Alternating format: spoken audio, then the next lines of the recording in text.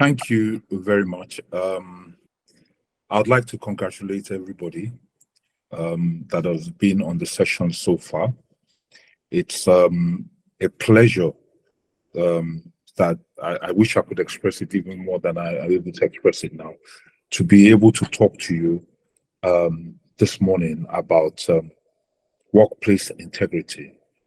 I've actually titled it Upholding Workplace Integrity and Ethics in Nigeria, a guide for the young professional. What I've titled it is not a PowerPoint, actually. It's actually discussion points which we're going to just go through and discuss. Nigeria is a very, very challenging country. And it's even more challenging if you have one form of disability. It means that you have to find a way of making what you have, your talent, your ability, your knowledge, you have to find a way of making it relevant in a society where we're already dealing with a lot of challenges like corruption, nepotism.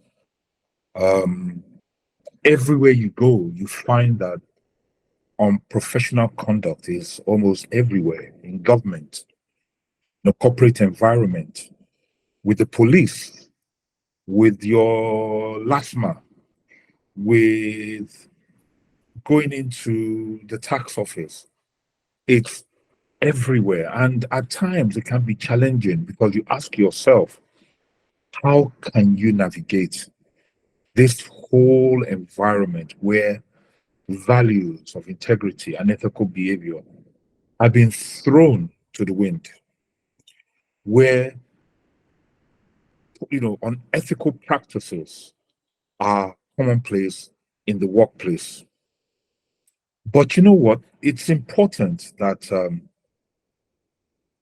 we not only understand the situation in which we find ourselves, but then we also ask ourselves, what role can I play in ensuring that we can maintain or start to bring back into our relationships in the workplace, in the home, and even between friends and family?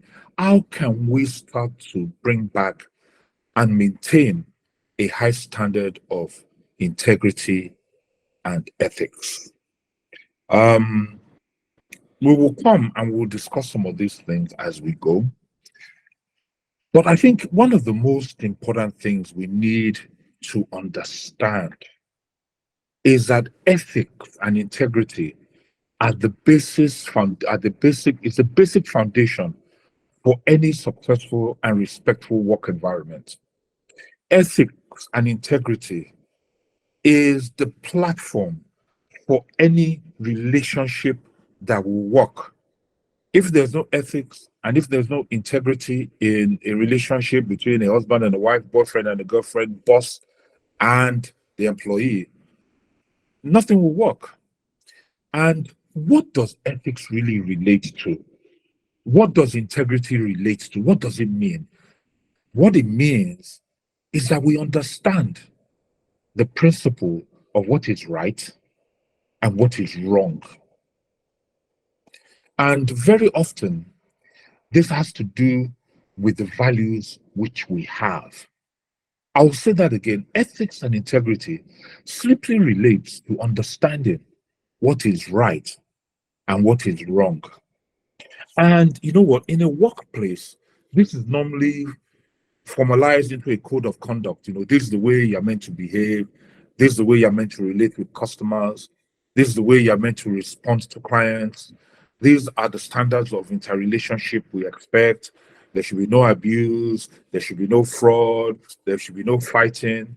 It relates to the quality of being honest, open and transparent in what you do, and displaying strong moral values and principles consistently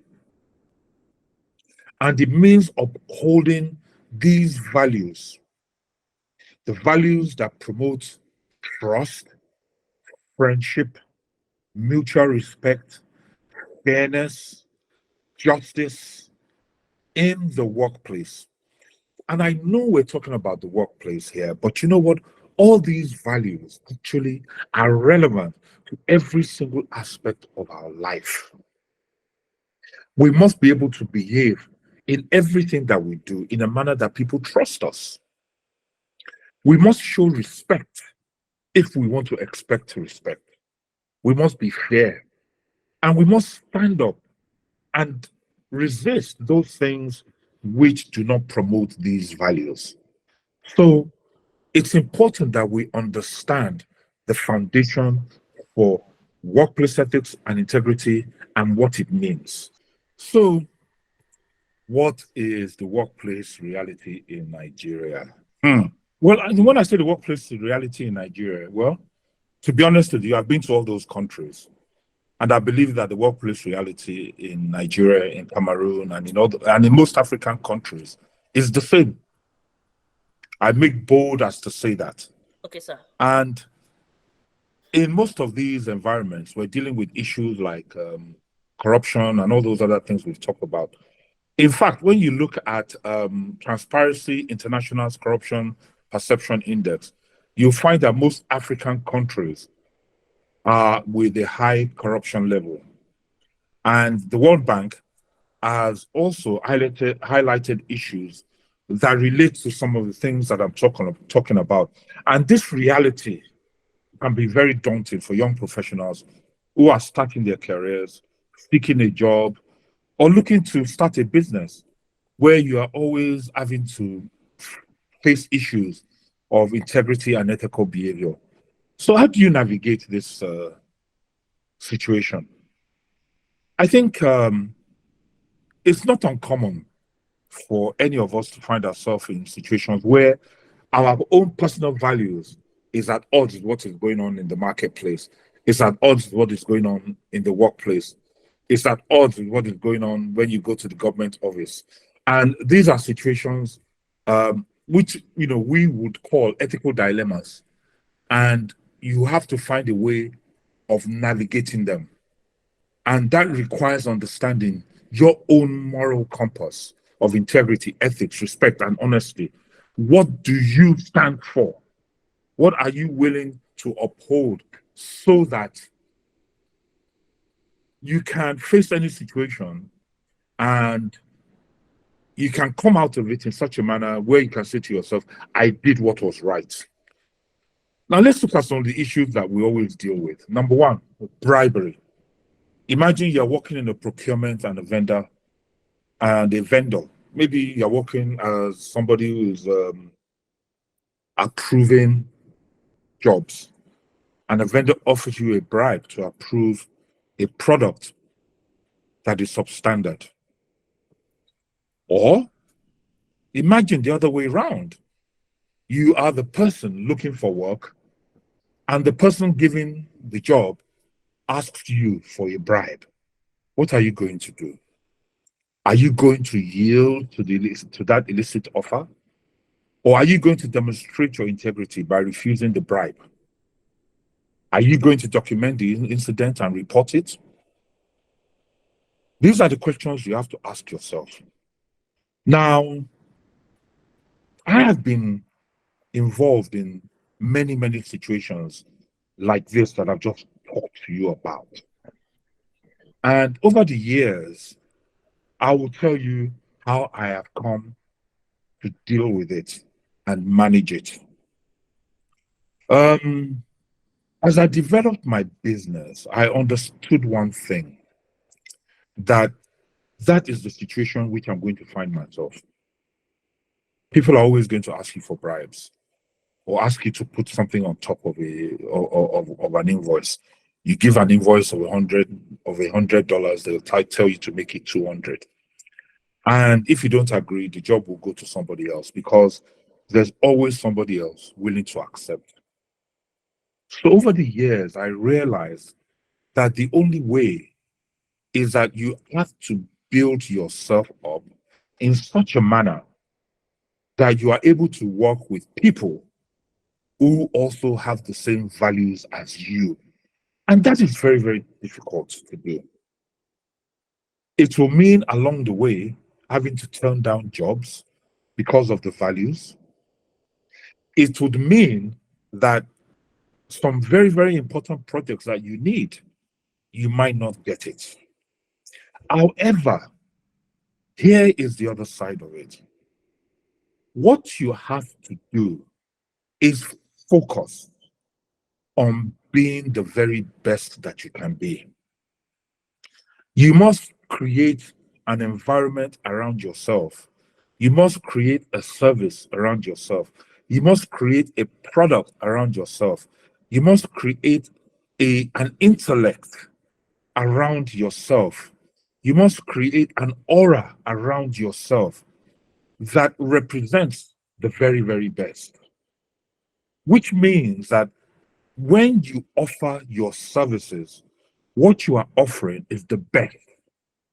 And when they compare it with anybody else, it will always be the best. So, what now happens is a situation where they have to consider, do we want to give it to the best person, or do we want to give it to the person that is able to take the bribe or give the bribe? The reality of it is that even when you offer your best, you will not win all the time. But what tends to happen over a period of time is that organizations and people who want the best will stick with you. And you start to create an environment and a workspace around you where you are working with people that want the best and you are dealing with people that understand values. Now, we work in an African environment, and we need to understand that there are ways also where we can show appreciation. But what I have done over the years is that I do not show appreciation on a project. I will not give anybody any money on a project. I'll refuse. I refuse to add anything to an invoice, and I've lost a lot of work that way. But what I've also done within my business is that when I work with people, I try to build relationships. And how do we build relationships? In every organization, you're working with people. These people have birthdays. These people have occasions where they're doing naming ceremonies. These people have occasions where they will lose a loved one and they have to bury them. We all have occasions in our lives in Africa. And you need to be able to use these occasions to show appreciation. That way, it is not a bribe, it's not done, and it's nothing, because if I'm having an occasion, people come to me and they say, Mr. Ogunpitan, oh, you're having a birthday party. No, I'm going to send a cake to you. I'm going to, oh, you want to do a party? Let me send you some wine. These are the ways in which we can show appreciation that is not tied to a project, not tied to an invoice, not tied to anything, but it's tied to the fact that you're having a relationship with somebody and you're appreciating them for whatever events that they're doing. That is how I go around it. So you have to, first of all, be your best, and then look at how you can walk around these situations where we're confronted with people that want to collect bribe. The other thing that we're always dealing with here, and this particular aspect, me, I personally, I don't succumb to it. I never succumb to it. Is, for instance, when people come to you and they want you to employ their brother or their sister or their cousin, or you're working in an environment, or you're working in an office, and they overlook you, even though you're very good at your job. They overlook you and they give it to job and they give the job to somebody who is a friend, who sucks up to them, maybe from the same tribe, maybe a junior brother, and all of those kind of things. I think in these situations where you find that some unethical practices are being used to bring people into an organization, to promote them, and all of those kind of things, you should always seek to get a mentor wherever you work, whether you are working in an organization or whether you are providing service to an organization. Look for somebody that can mentor you and can talk you through the manner in which you can raise some of these issues through formal channels, or finding opportunities in organizations that value merit over connections. Remember, I've just talked about this in terms of value over connections, value over people that want to take bribes. You must look for opportunities that enable you to engage with organizations and people who value merit over all these unethical things that we're talking about. But remember, integrity and ethics is not the sole responsibility of yourself or the organization that you're working with. There are governments, regulatory bodies, and organizational and professional organizations and organizational leaders have played a significant role in ensuring that standards are enforced and that unethical conduct is penalized. And these organizations tend to promote a culture of integrity. And I think wherever you are, always look to get yourself involved with a regulatory body, a professional organization, or some form of group that represents your profession, that can always help you to enforce standards, that can always help you to investigate unethical conduct, and that promote a culture of integrity.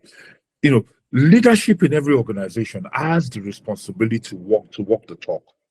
So their behavior at leadership level is very important and significantly influences the culture of an organization.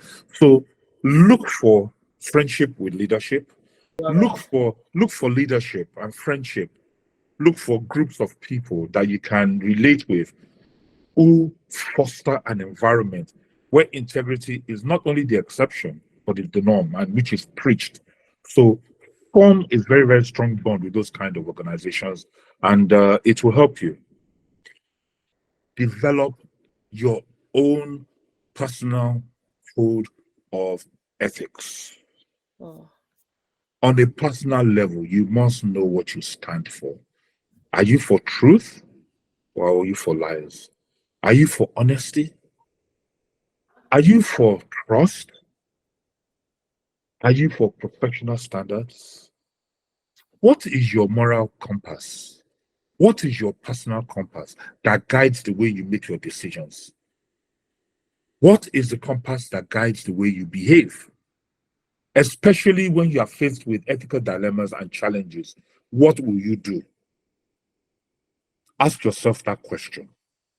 When you are faced with a situation that requires you to be ethical and show the highest level of integrity, with making yourself $50,000,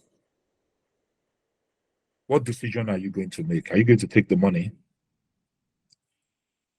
and forget about your ethics and forget about your integrity?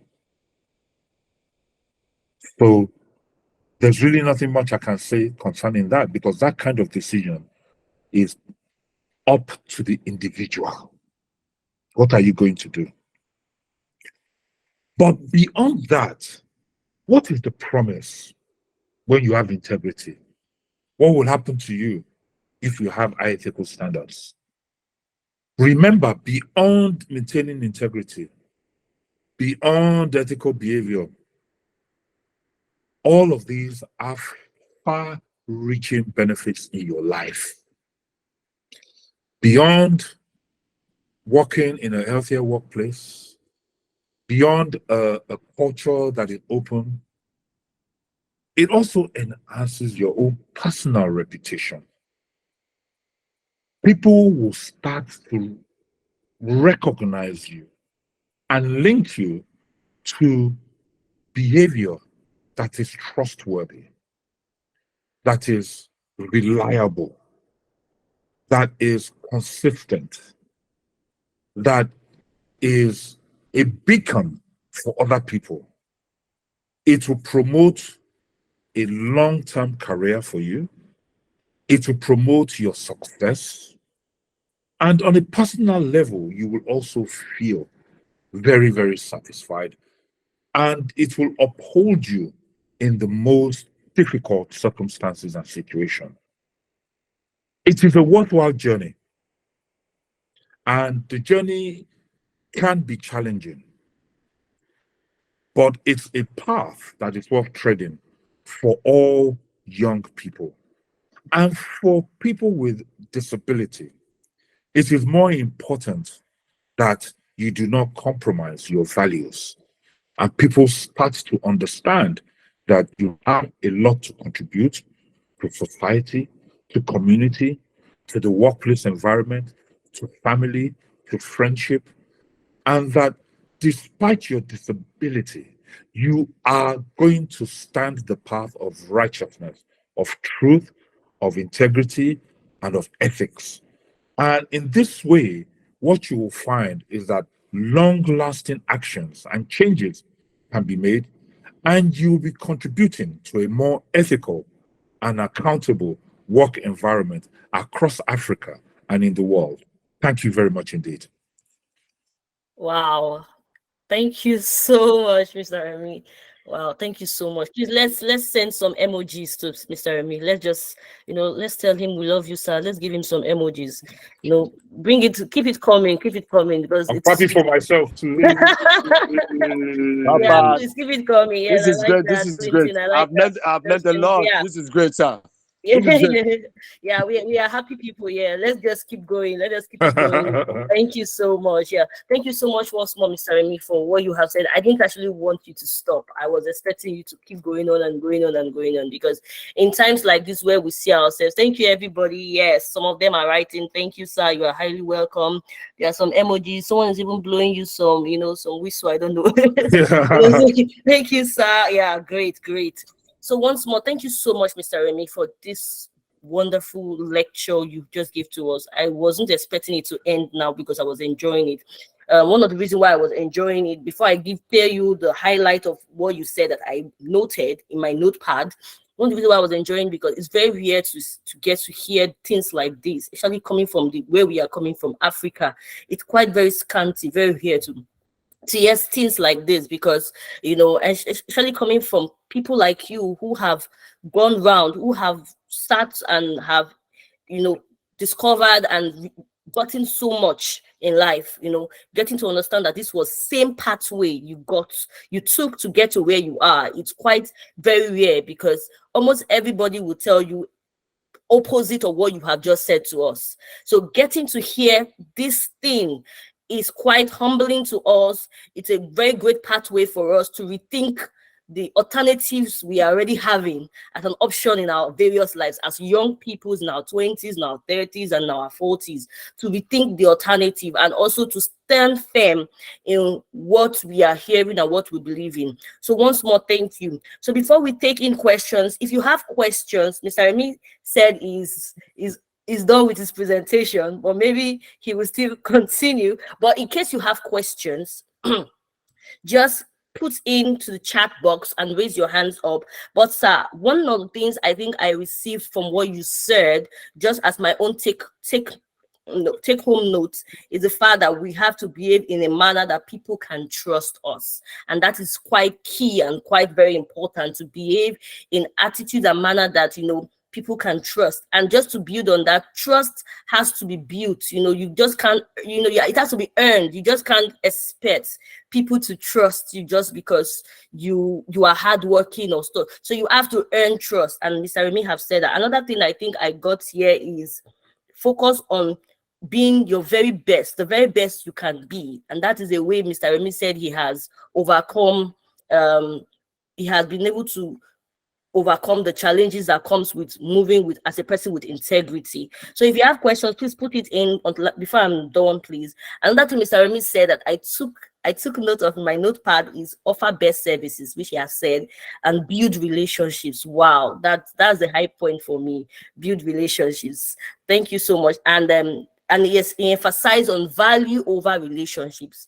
Sorry, over connections rather. Value over connection. You emphasize on value. Value cannot be overemphasized. Build yourself to be a person of value.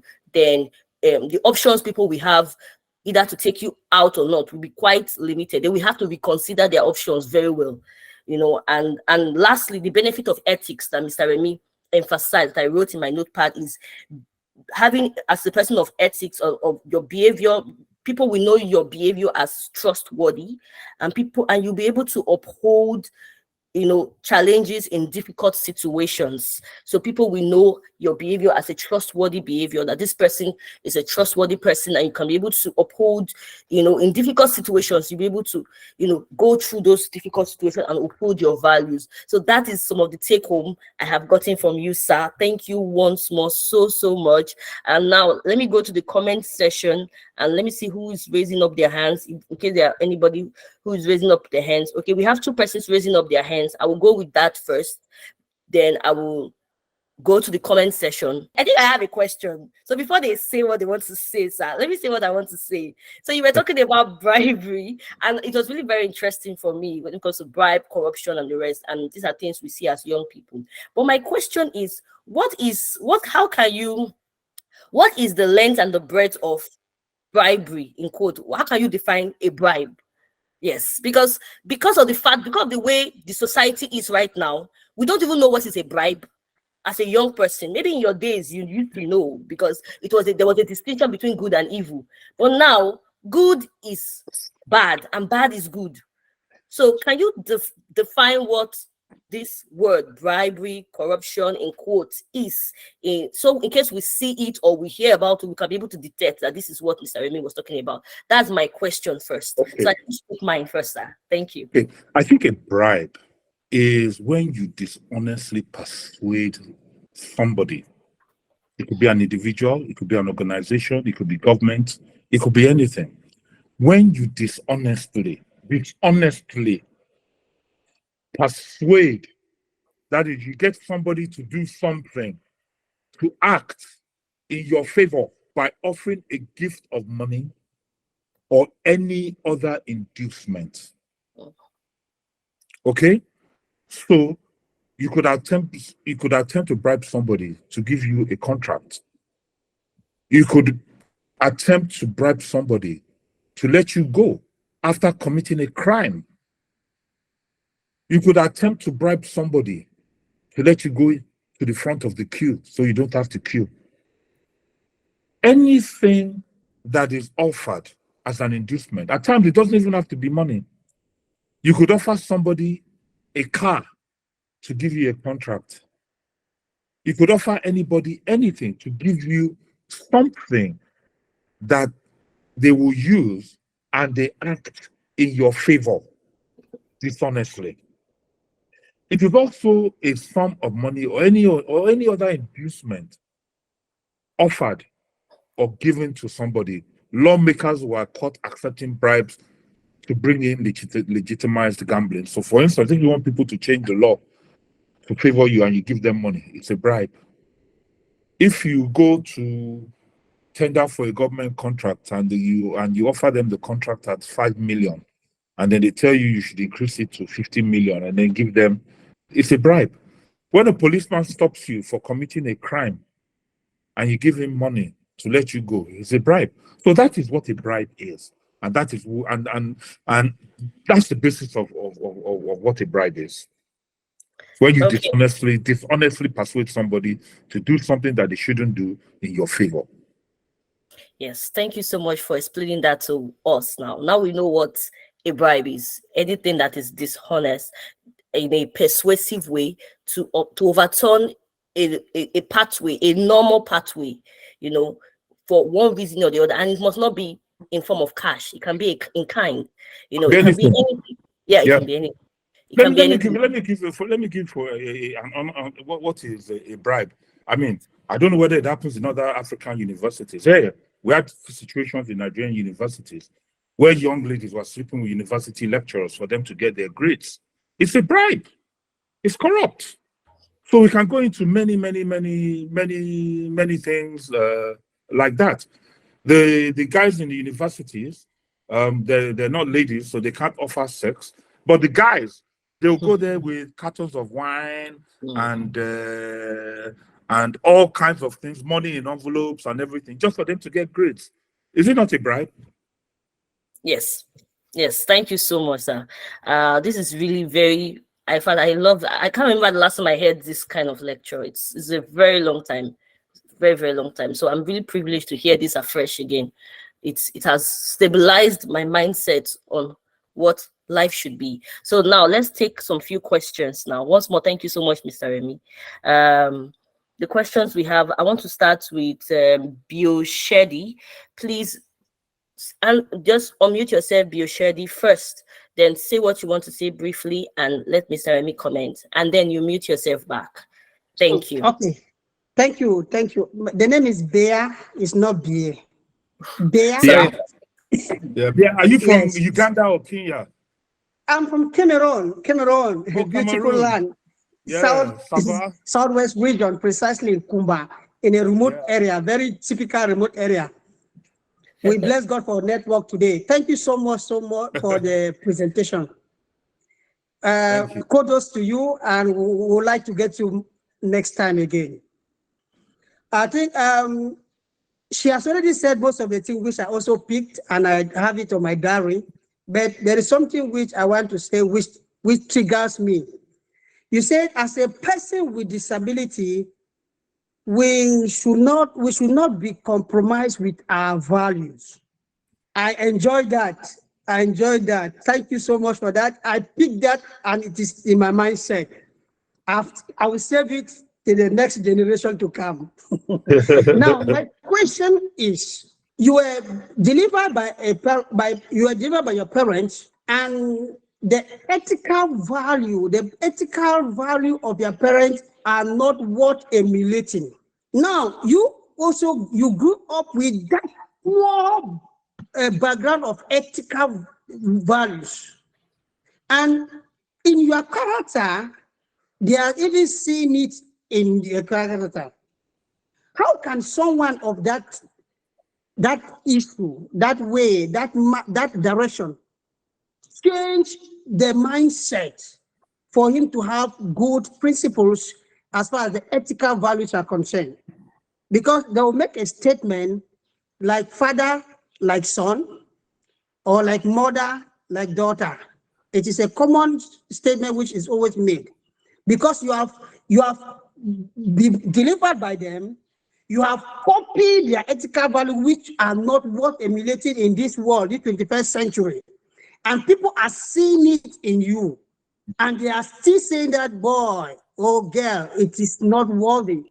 It is not worth. So how can such a person have build up a value ethics in his or her life? Okay, it's you know what? That's a very good question. Honestly, it's a very good question, and it's a question that we all battle to respond to in our lives, because I'm sure that all of us have friends, we have relationships, we have relations, and we look at the behavior of some of the children, and then you just wonder why. But Bia, let me tell you something. Do you know that you have children that grow up in the most privileged environments? They have everything. They have the money, they have the education, they have the exposure and everything. And they still end up as drug addicts. Yes?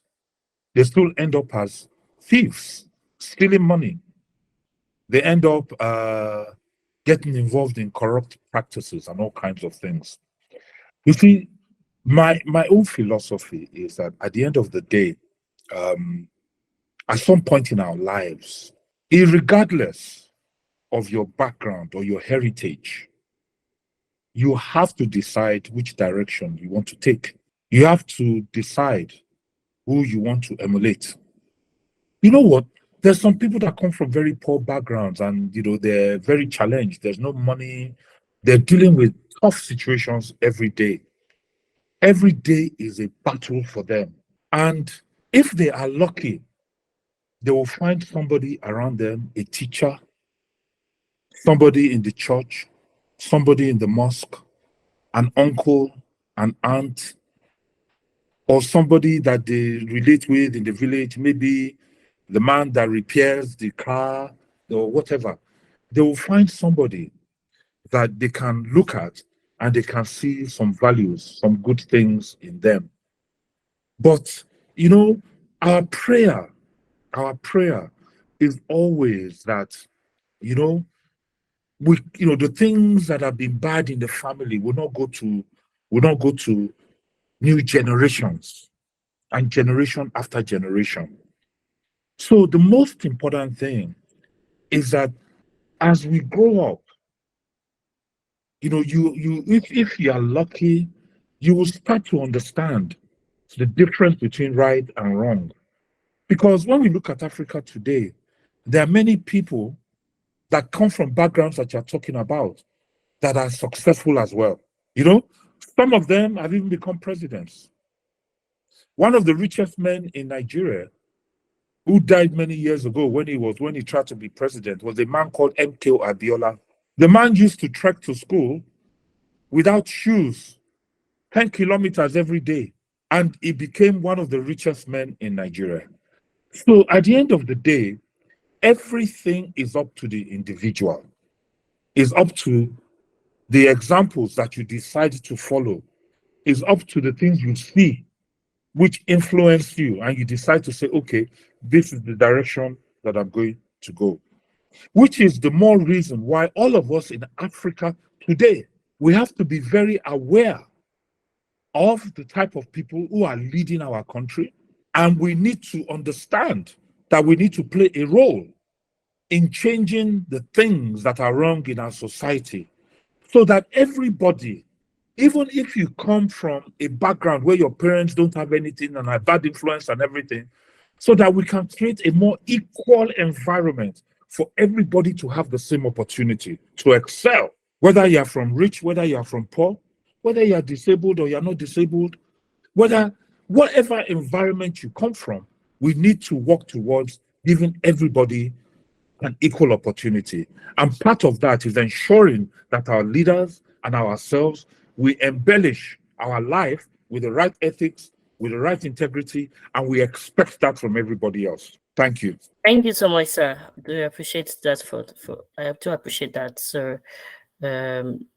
On that. So the next person, I believe you got what he was saying, everybody. I believe so. It was on point, and I got that too.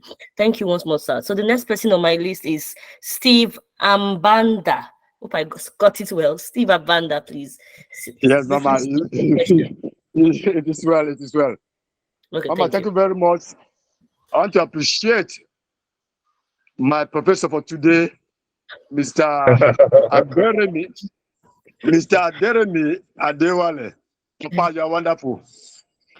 I want to go straight to my question.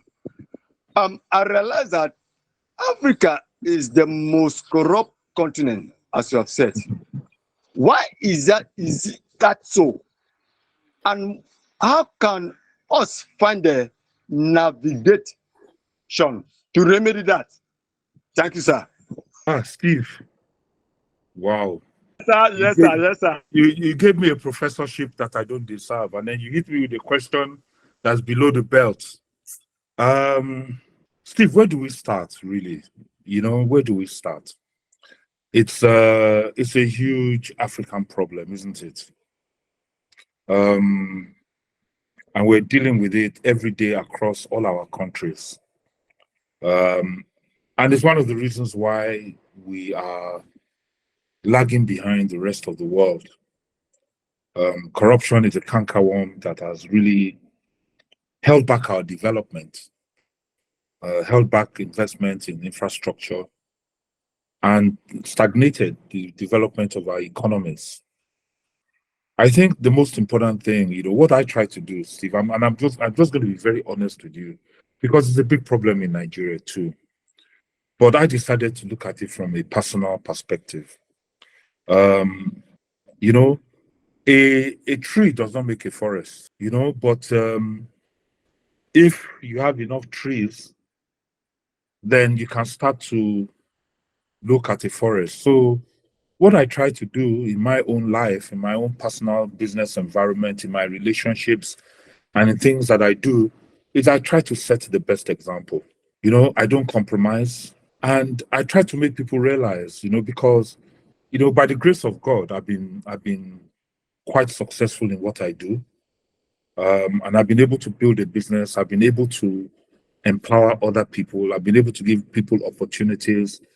And in my little way, the little philanthropy I can do, I do it as well.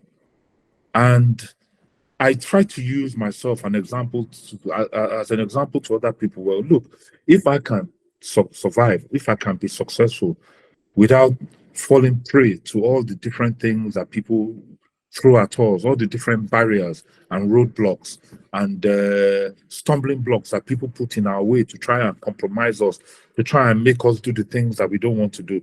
If I can navigate it and find a way through it, so can you. So I try to do it just by showing an example.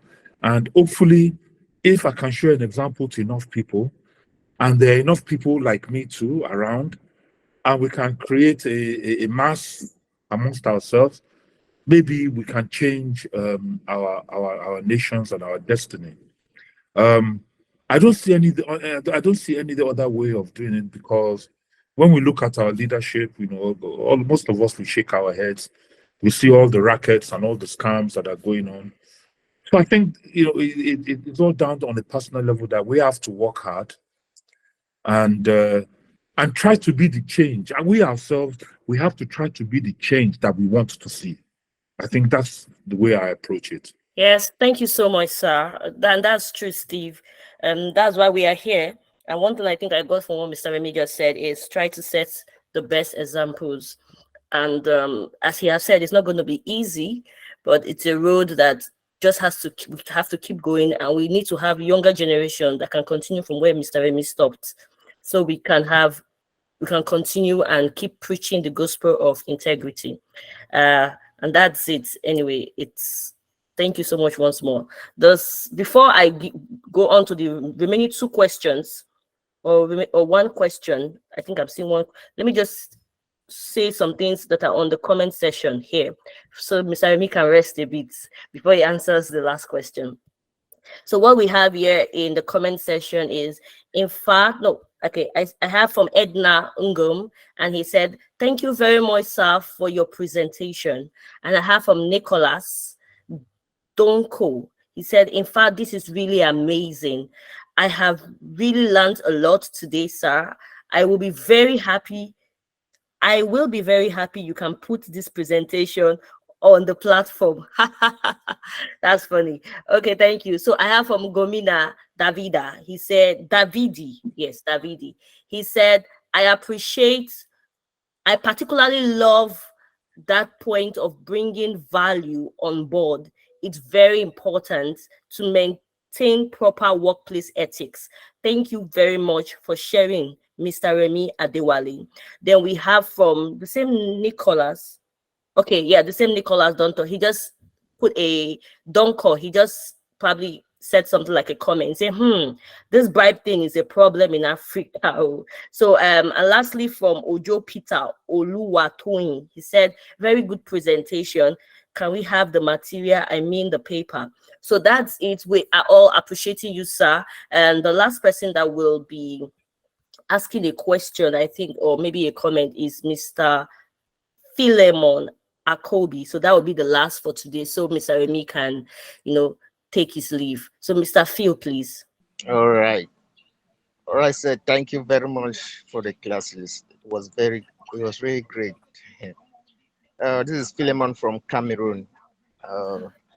I would like to ask, we disabled people, most of the time we are being considered very intelligent because of our various creativity in order to come up with various solutions. There are times, I'm a graphic designer. You see, many times, as graphic designer, you work with editing softwares that can even fraud documents. So let's say, how can you, like, based on ethics, how can you avoid in such a situation where government officials, even government officials, come in for you to even fraud documents, meanwhile they know themselves is very illegal? You understand what I mean? Yeah, yeah. I know what you mean. Totally. You know, personally, I wouldn't get involved. Why do you want to, as a graphic artist, they want you to change their date of birth. They want you to do an educational certificate. They want That's you right. to change an invoice. They want you to change a receipt. Maybe they went somewhere, they spent 5,000 CFA. They want you to change it to the 50,000 CFA. I know. You know Yeah. what? You know, the reality of it is, you know what? That's why I'm saying that personal ethics is very, very important. Personal ethics. You know, and you know what, Philomena, the challenge is this, is that we are faced with those dilemmas. When somebody comes to you now and says, I want you to do this receipt for me, I'm going to pay you, and you have not made any money for 2 days. That's right. Huh? The decision now is, what am I going to do? What do I do? I want to eat. Hunger. I never eat now. What are you going to do? You know what? It's a very, very, very, very difficult decision. But it's a moral and it's an ethical decision. And those moral and ethical decisions are actually based upon the values that you have. So I'm not going to tell you that it is wrong or it is right, because it is not in my place to judge. It is only God that can judge. But you have to ask yourself, is it wrong or is it right? Or come to think of it, you have not eaten. It's not only you, you have your wife, you have your children, and everybody that have not eaten. And everybody is looking for you to put food on the table. And this guy is coming in and just changed this date from 2023 to 2022. That's all he's asking you to do and take. So those are the kind of decisions all of us are faced with every day. You know what? It is easier to make a decision that you're not going to do it when you are like Remi Ogunpitan. You have a business, business is coming in, you have clients that are owing you money, you have job that you're about to do. I can make that decision, hey, go to hell. But imagine if I've not eaten and I have to feed my family and nothing has coming in, then the decision is, what am I going to do? And, honestly, I wish I could help you out with the answer. But that is your own personal decision. Bro, and let me tell you something. Values change. Values change. The things that people used to do to survive, when they make money, they will not do it again. So these are the personal dilemmas, the things, the controversies, the things that go on in our lives that we're having to deal with every day. And it will continue to be like that. Thank you once more, sir, for that. We have come to the end of today, just that I think I'm seeing 2 hands up. And maybe, I don't know, but we have come to the end of today, actually. But maybe I can just quickly just take those 2 hands. Please, nobody should raise hands again. Please, I'm begging. Please, nobody should raise hands again. So let us just take these 2 hands. Please be very snappy, very quick. Quickly say it and let Mr. Remi, deal with it. If it's a comment, anything, just be very, very quick. Let me start with Mr. Gideon. Gideon, you can unmute yourself first. Gideon, let me start with Gideon. Quickly unmute yourself. Try to be in a very comfortable and quiet environment so it doesn't echo. Is Gideon there? Gideon Khalil. Yes, madam. Thank you very much for the chance. Sir, I'm very grateful for your presentation for today. And of course, it has touched into a lot of things that happens in our society, especially Africa in particular. And I happen to be also you go to seek for a job and you are requested to pay a huge sums of money before you are being afforded that job. So, sir, I'm sorry that due to the network, there are some part of your lessons that I did not really follow. I don't know if it did address a situation, if it did address something of that nature, but I want to find out, could he have been right if I gave into that situation to pay the money to afford for the job? Thank you very much. Gideon, thank you very much. I'll tell you, I think it's wrong. You shouldn't even pay a penny. Let me tell you what happened here in Nigeria about 6-7 years ago. A particular organization, I think it was immigration or something, gave a consultant a job to recruit some people into the immigration here in Nigeria. And the guy put out all kinds of things and people were paying for it. And they said they were holding the vetting at the National Stadium in Abuja. I don't know whether you remember it, but I'm sure that our host remembers that situation where, and the stadium was full of people and they crushed each other and a lot of them died. Yes, I remember, sir. Mm-hmm. Yes, I do. You know what? Any job, anywhere you go to, and they say you should pay to get the job, you should run and don't stop running until you are far away from that place. There is no place that you pay to get a job and they will give you that job that will last. It's impossible. Because the reality is that all of us that are on this forum today, we should only be seeking employment with the best places where they have the best practices, where they have the best processes, where they have the things that we require to grow. And the thing is this, is that it is hard, it is tough, it is depressing going for interview after interview after interview after interview. But you know something, sooner or later, if you have what it takes, somebody will recognize it, will see it, and will say, I want this person in my organization. It's sooner or later, but don't pay for any. In fact, please, don't pay for anything. Or they're liars, or they're cheating you. As they're collecting money from you, they're collecting money from 300 other people. Thank you so much, sir. Just to add to what you said, sir, thank you. I could remember a scenario that happened in my own family.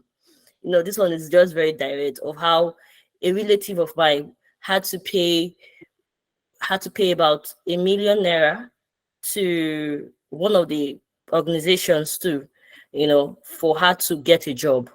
And then she paid it through her fiance at that time. In fact, because of the whole scenario, that marriage did not hold. You know, it became a family issue. You know, it was totally bad. The money, we never got the money till as we're speaking right now, we never got that money. So I think I can relate with what Mr. Remi is saying. When you pay to those kind of things, when you pay money like that, in any organization at all, that kind of job, even if you get it, will never last. Ours was a very, sad situation, because we could remember very well that, my parents were involved. They had to even bring money from, we had little or nothing. So imagine when you have little or nothing, and most times those situations are when you really don't have so much. That's when you even bring it. So imagine when you really have little or nothing and you are bringing out of that. At the end of it all, we waited for the job. There was no job. The marriage never held. It was a big issue, and that was it. So it's a very sorry situation. It was a very sorry situation for everybody. It ended badly for both families, and no wedding was held, and it turned out very bad. So the last person is Mr. Peter Ojo. Thank you, sir. You can just briefly speak. Yeah, I really appreciate the paper. Just like what you just said now, and concerning the last question, is because you have money. That is why you can give out.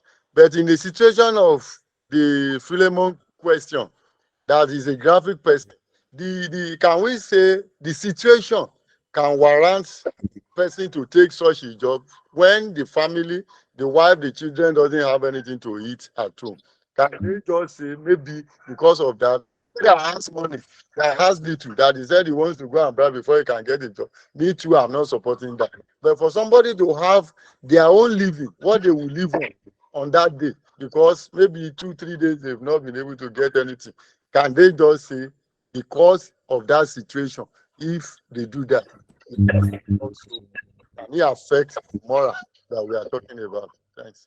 Thank you, sir. I don't know if Mr. Remi wants to comment on it, but before it does, I think Mr. Remi have said something on personal ethics. Personal ethics is the first thing you have to do before you even go into corporate ethics. Every organization has ethics that they live by, and that's just the truth.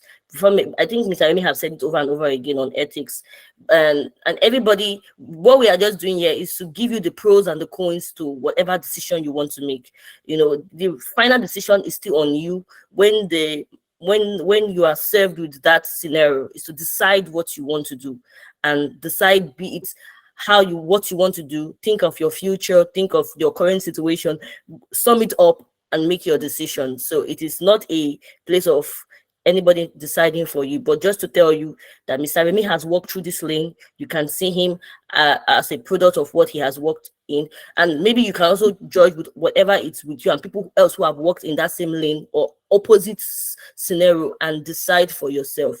So this is just a wake-up call to sensitize the younger people in our community, in our countries, and to tell you that these are options. Choose what you want, and that is it. Mr. Remi, any final word for us before you take a leave, sir? Yeah, I want to say thank you for this opportunity. I know that many of us here today are dealing with a lot of issues and a lot of challenges in our society.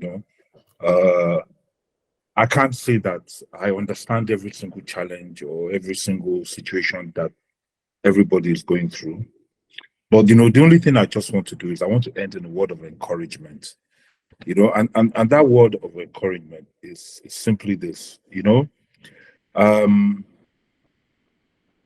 never look at what has happened in the past, because the past is gone. You can pray for tomorrow and hope that tomorrow will be better. But what I just want everybody to do is that every day that they wake up, let them work on today. Work on the day and let tomorrow take care of itself. So everything that you can do, every single opportunity, squeeze everything that you can squeeze out of every single day when you wake up. And I promise you that if you do that, as you go along consistently, be consistent about it. As you go along, it will become easier and easier. And I pray to God that the doors will open up for all of you and that all of you will achieve everything that you want to achieve in your life. And God bless you all. Thank you. Amen. Thank you so much, sir. Thank you very, very much. I appreciate it. Thank you so much for this privilege. We are very happy you came. I actually was thinking if you will come, if you will not come. But now you are here. I'm really happy you did. I know you're a very busy person. So I wasn't sure if you were in the country or you were outside the country. Well, I'm very happy that this is a good time and you really came, and we feel happy that you are here with us. Mr. Remi has contributed a lot for everyone here. He's one of the reasons why we can comfortably do this program, because of his fundings. It has been beautiful. So let's just give him another thank you, sir, for what he has done thus far. Thank you so much. Papa, thank you. Let God replenish that. Thank you so much. Bye. Thank you so much. Bye. Long life and prosperity. Thank you. Thank you. Bye-bye, everybody. Amen. God bless you.